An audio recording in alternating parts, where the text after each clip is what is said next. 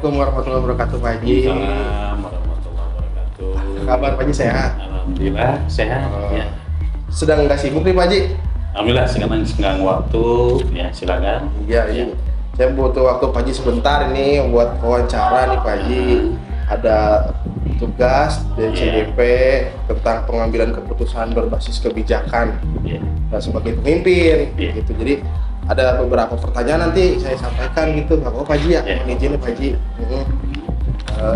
Jadi tentang pengambilan keputusan sebagai pemimpin nih Pak Haji.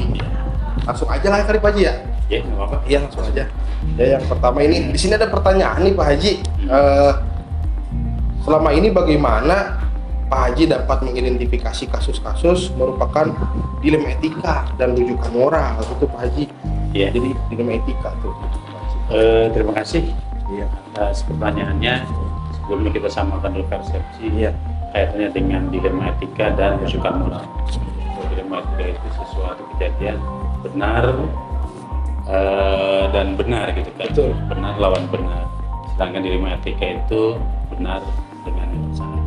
Nah, dalam perkembangan selanjutnya kita ini akan mengambil satu contoh yang sering kami lakukan di sekolah kaitannya dengan kenaikan kelas siswa. Itu kan ya. Nah, ketika kita mengidentifikasi kasus-kasus kenaikan siswa, yang pertama kita mengumpulkan informasi dulu. Iya. Identifikasi permasalahan. Kumpulkan informasi dari berbagai narasumber, mulai dari wali kelas, guru mata pelajaran, gitu kan ya, Iya. para PKS, bahkan orang tua sendiri. Nah, setelah kasus itu ada, identifikasikan, baru kita musyawarahkan. Itu proses awal. Menghimpun data gitu. Iya, Pak Haji, yang udah tentu kita harus tahu, Iya, supaya harus punya referensi Iya. yang tepat. Oke. Iya. Jadi selanjutnya nih Pak Haji. Jadi selama ini nih bagaimana nih Pak Haji menjalankan mengambil keputusan di sekolah nih Pak Haji, sekolah kita, terutama untuk kasus-kasus yang tadi ada dua kepentingan yang menurut Pak Haji tadi ada yang harus dinaikkan, berhubung di dinas harus dinaikkan, tapi kalau secara di lapangan kita tidak layak nih anak. Nah itu gimana nih Pak Haji? Betul sekali. Tadi yang pertama kita mulai dari identifikasi masalah, kemudian kita musyawarah bersama. Kenapa mesti musyawarah? Karena keputusan yang diambil itu akan menentukan masa depan anak. Jadi bukan oleh kepala sekolah ditentukan. Nanti hasil musyawarah ini merupakan tanggung jawab kolektif, tanggung jawab bersama, sehingga hasilnya pun insya Allah akan baik kan seperti itu. Nah, betul sekali bahwa banyak dilema ya kaitannya dengan siswa. Di sisi lain kita itu ada aturannya, di sisi lain juga kita ada punya perasaan, hati nurani. Ya, makanya setiap sekolah mempunyai pedoman kenaikan kelas mulai dari kehadiran, kemudian kriteria keterlibatan minimal, mulai dari sikap. Nah itu jadi pedoman utama seperti itu.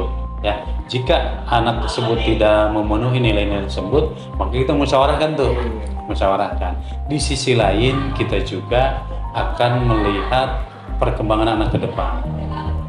Jadi begini, apabila nilai pelajaran belum memenuhi, sikapnya baik, absennya baik, nah ini kan dilema juga bagi kita. Ya, maka kita menggunakan sistem misalnya pembinaan terhadap anak. Hari ini anak seperti itu kekurangannya, besok ketika dinaikkan bisa jadi berubah. Makanya ketika ini Bapak katakan melihat anak maka dengan menggunakan kacamata anak. Artinya anak sekarang seperti itu, tapi kita berpikir 5-10 tahun ke depan. Nah, konsepnya seperti ini, repeh tidak ada gejolak, rapi sesuai aturan. Toh pada intinya pihak dinas juga akan menyerahkan kepada satuan pendidikan. Jadi dalamnya ada guru, ada kepala sekolah, ada lain-lain. Baru kita ambil keputusan. Ketika ada anak tersebut nilainya kurang, maka baik kita akan adakan pembinaan, misalnya remedial untuk penambahan dosen, sehingga anak itu bisa dinaikkan. Dan ini merupakan keputusan bersama. Ya, maka kita akan lihat banyakkan mana nih mudorotnya atau manfaatnya. Jika manfaatnya banyak ambil, jika mudorotnya banyak jangan. Gitu. Berarti secara kacamata Pak Haji, sudut pandangnya dari mana nih melihatnya gitu ya? Jangan dari sudut pandang peraturan aja gitu Pak Haji. Dari nilai perasaan juga kita ada. Rasa kasihan gitu Pak Haji ya. Iya, betul. Ya. Oh iya gitu Pak Haji. Nah, selanjutnya nih Pak Haji yang tadi Pak Haji sampaikan mengenai pengambilan keputusan tadi. Nah, langkah-langkahnya yang selama ini yang Pak Haji ambil untuk meredam gejolak nih, misalkan pasti ada aja Pak Haji ya, gejolak-gejolak itu seperti apa ya? Nah, langkah-langkah Pak Haji untuk keep itu yang tadi rapi gitu Pak Haji. Yang pertama kita komunikasi. Harus ada komunikasi, baik internal dengan guru maupun eksternal. Ya, ada komunikasi. Dua, ada koordinasi.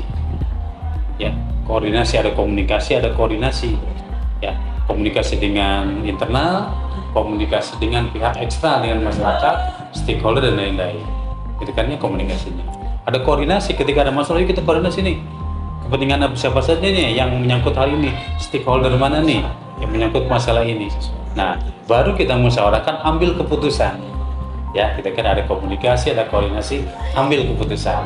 Berarti Pak Haji melibatkan berbagai pihak, tidak hanya Pak Haji sendiri memutuskan. Betul. Karena tadi lihat dari sudut pandang gitu Pak Haji ya. Betul. Kalau gitu ya, terima kasih Pak Haji.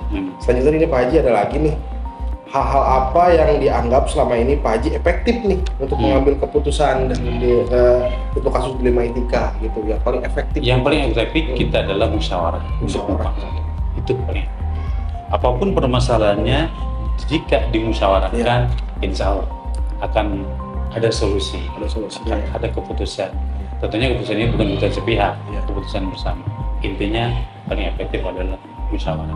Kenapa musyawarah? Ini ada istilah kita menghargai, ya, kita menghargai pendapat orang lain. Oh seperti ini, sarannya, gitu kan ya, kemudian lain-lainnya. Maka itulah hakikat musyawarah. Ya. Oh gitu ya, perlu dimusyawarahkan ya. Terus selanjutnya Pak Haji nih, untuk Pak Haji kan sebagai pemimpin gitu kan, pasti punya otoritas keputusan gitu Pak Haji ya. Walaupun ada musyawarah, Pak Haji tak punya satu pegangan teguh gitu. Kayaknya ya adalah rasa gitu Pak Haji ya. Nah, tantangannya gimana nih Pak Haji supaya misalnya mengkomunikasikan itu supaya menjadi keputusan yang tepat gitu Pak Haji. Yang kita ambil keputusan tidak semuanya setuju, itu tantangan. Pasti ada saja Pak Haji. Pasti ada aja. Tapi itu biasa. Ya, dalam pengambilan keputusan tidak semuanya satu warna. Hijau semua tidak mungkin. Pasti ada yang ini seperti itu. Nah, yang beda-beda paham dengan kita, jangan kita jauhi, jangan kita benci, justru kita rangkul sebagai masukan, sebagai kritik dan saran. Ini tantangan sebenarnya. Tapi itu bukannya tantangan itu kita jadikan sebagai aset. Ya, masalah itu kita jadikan sebagai aset, bukan beban. Kalau masalah itu dijadikan sebagai aset dan bukan beban, itu akan ada solusi, akan menjadi pembelajaran bagi kita. Itu tantangan yang kita sering hadapi. Ada saja yang tidak setuju dengan hasil musyawarah kita, dan itu wajar, itu manusiawi. Selagi permasalahan, tantangan, kritik adalah bukan masalah, tapi jadikanlah sebuah aset kita untuk pembelajaran. Walaupun dia kontra sama kita, gimana caranya kita rangkul gitu kan dia. Jangan kita jauhi. Jadi bahan masukan buat bahan kita gitu. Masukan baik kita. Toh pada akhirnya juga yang itu juga akan menyetujui, akan merasakan. Mau dijauhin mah nggak bakalan ini aja. Pasti dia akan ngerong-ngerong. Iya betul. Selanjutnya nih Pak Haji nih. Kalau dalam sebuah permasalahan gitu ya, yang tadi ada gejolak seperti yang tadi, pasti ada pro dan kontra. Untuk memecahkannya Pak Haji biasanya langsung atau dijadwal nih Pak Haji, apa dipikirin dulu gitu ya. Terus prosedurnya kira-kira gimana nih Pak Haji untuk misalkan keputusan A banyak yang bergejolak, harus ada keputusan B nih Pak Haji tuh langsung di situ kene atau diasakin lagi, dimatangin lagi Pak Haji. Ketika kita ada masalah itu kan ya, kita tidak gimana ininya kondisinya. Di sekolah kita punya schedule, punya jadwal untuk menyelesaikan masalah. Misalnya briefing tiap minggu, itu rutinitas ya. Maksudnya briefing setiap hari Senin. Itu untuk membahas masalah yang minggu kemarin, dan juga untuk melihat ke depan, 1 minggu ke depan. Ini briefing. Dan juga tadi mengumpulkan masalah-masalah saja dan sekaligus ini. Nah, apabila ada masalah yang sifatnya tidak bisa briefing, kan kita harus ambil keputusan cepat. Dan di sini seorang pemimpin harus cepat mengambil keputusan di situasi tertentu. Yang mepet gitu. Mepet sekali. Ya, mepet. Dan ini harus kita lakukan seperti itu. Ya, jadi kita pun punya jadwal untuk penyelesaian masalah. dengan cara briefing dan lain-lain. Prinsipnya sekolah kita itu tanggap masalah.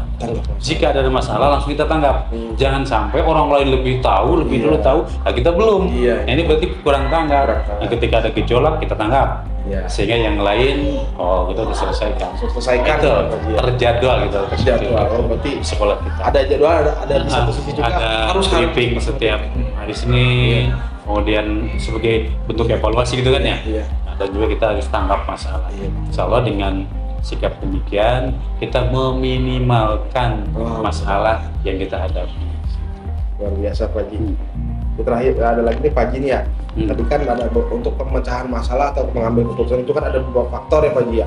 Faktor yang sulit dan faktor yang mudah ya Pak Haji. Nah, yang mempermudah Pak Haji selama ini untuk mengambil keputusan itu apa aja faktornya Pak Haji? Yang pertama kita minta saran dari guru senior. Kemudian para pembantu kepala sekolah, gitu kan ya. Kemudian guru BK, wali kelas, dan tidak ada salahnya kita meminta ke teman sesama sekolah, ke teman kepala sekolah di luar. Pasti dia juga punya masalah, mungkin sama atau mungkin mirip. Nah di sisi lain secara kedinasan pun kita berkomunikasi dengan atasan kita, dengan dinas, Pak Kasih atau Mukabid, atau dengan kepala dinas. Nah itu yang kita lakukan seperti itu. Jadi merangkul beberapa unsur untuk menyelesaikan masalah. Apabila masalah itu tidak bisa diselesaikan. Ya, jadi komunikasi tetap Pak Haji ya. Komunikasi kita. Komunikasi yang penting itu yang sangat mempermudah kita komunikasi. Terakhir nih Pak Haji ya. Dari semua yang disampaikan nih Pak Haji, pembelajaran apa yang dipetik dari pengambilan keputusan nih Pak Haji? Ya, pertama sekali lagi prinsipnya jadikan masalah itu sebuah aset, bukan beban. Dua, jalin komunikasi. Komunikasi. Ketiga, koordinasi. Dan yang keempat adalah musyawarah. Insya Allah, apapun musyawarah setelah kita meliputi 4 tahap ini, kita akan mendapatkan solusi terbaik untuk anak-anak kita. Tadi ya, anak yang harus seharusnya naik karena bermasalah, pasti dengan prinsip ini insya Allah akan terselesaikan. Ya, sehingga kita bisa memberikan pelayanan pendidikan yang terbaik kepada anak-anak kita demi masa depan anak-anak kita. Itu Pak Haji, berarti intinya mah tertuju semuanya kepada siswa ya Pak Haji ya. Dan komunikasi yang adalah penting Pak Haji. Internal, eksternal. Nah, ini pentingnya kita mengambil keputusan. Jangan ambil keputusan sendiri, jangan, gitu kan ya. Tapi pada situasi tertentu kita harus gitu Pak Haji. Nah, apa dasarnya? Tadi dasarnya kita kebesaran hati kita, perasaan kita, dan tidak melanggar aturan yang sudah ada. Oke, kalau gitu sudah habis nih Pak Haji pertanyaannya. Sudah banyak yang saya serap nih Pak Haji dari ngobrolan kita hari ini Pak Haji. Terima kasih banyak nih Pak Haji dari saran dan masukan dari Pak Haji. Terima kasih Pak Haji atas waktunya. Terima kasih Pak Haji. Terima kasih Pak Haji. Amin, terima kasih Pak Haji.